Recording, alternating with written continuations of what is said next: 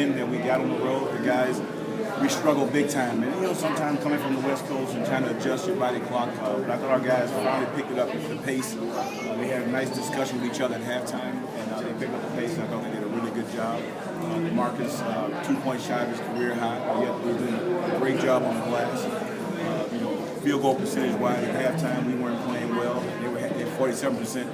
Managed to get that back down to a manageable number defensively to 42%. And then we made plays. We didn't settle for jump shots and took the ball to the basket. Now you guys got the question. Knowing that the Hornets were pretty banged up down low, you knew DeMarcus, coming off of a good game, could probably come in and play pretty well. I just knew not so much them being banged up, but this was a worry game for me. I live in Baton Rouge, and I didn't even go home. I really worried. I didn't go see my parents. I was really worried. I needed to be focused on what lineup I had on the floor, what group of players I was going to have working together. But I knew that DeMarcus is doing an incredible job of going to the glass and not really pushing and shoving people. He's using his lower body to squeeze in between areas and really get himself into a position to rebound. And I thought Isaiah Thomas came off the bench and he was marvelous down the stretch for us. Made some big plays all over the place, defensively and offensively. And an unsung hero for us, a guy who probably won't ever get credit and probably have never gotten it throughout his whole career, Chuck Hayes. Chuck Hayes did a great job in the game late for us, made a lot of plays. And really, he's our Arm & Hammer player of the game. We're going to get a box of that little baking soda I just made, But I just thought that the team came together at halftime and talked amongst themselves and got themselves going in the second half. And we exploded in the fourth quarter. And that's what I'm talking about, with our team being in great shape, that they can explode at some point in the game. And that may be the turning point in the game.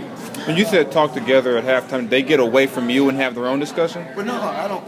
We're family, and listen to the chatter that I have to say at halftime, and then listen to them amongst themselves, and they start speaking about what they need to do as a unit.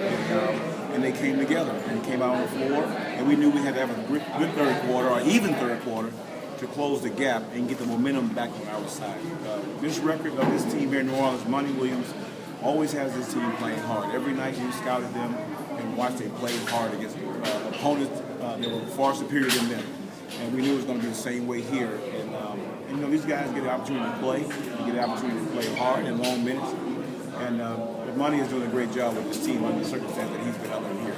You mentioned Isaiah. How key was it for him to have a big game, considering Tyreek and Marcus kind of start off a little slow? I've been very happy with him, and both he and Jimmer are going to be those kind of guys on given nights. And for someone to come in and pick up the slack from the perimeter, and we having a monster game from DeMarcus Cousins, that's always a bonus. And that young man has done a great job in games that he's had a chance to have a hand in helping us win. DeMarcus had some little frustrating moments in that first half. He wasn't shooting the ball well. Yeah. He wasn't getting calls. He got a tech.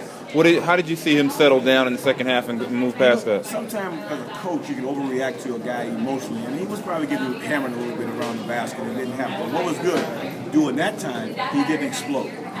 That's growth. And he stayed under control and went down the floor playing basketball, and then probably said something to the official that he probably shouldn't have said. But nevertheless, I was happy that he never said it within the floor of the basketball game. So that was growth right there. He just got up off the floor and ran back down. But yet he knew we need to have him in the game and need to have his mind in the game along with his physical skills.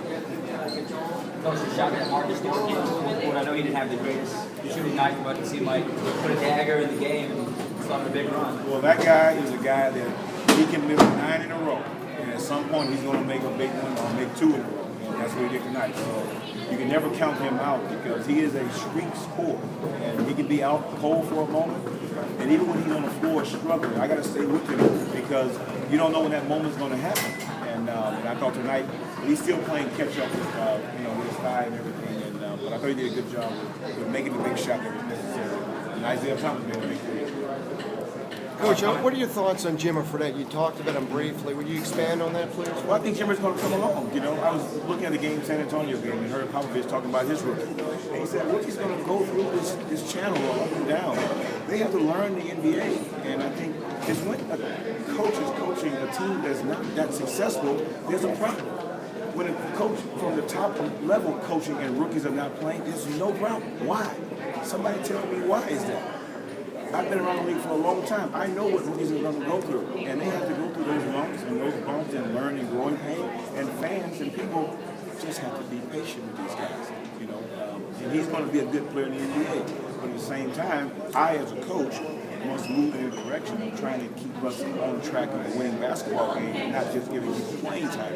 He's going to be a very, very, very good pro. Thank you. We just have to make sure he's in the game with the right situation that's set up for him to be successful. And that's what I'm all about.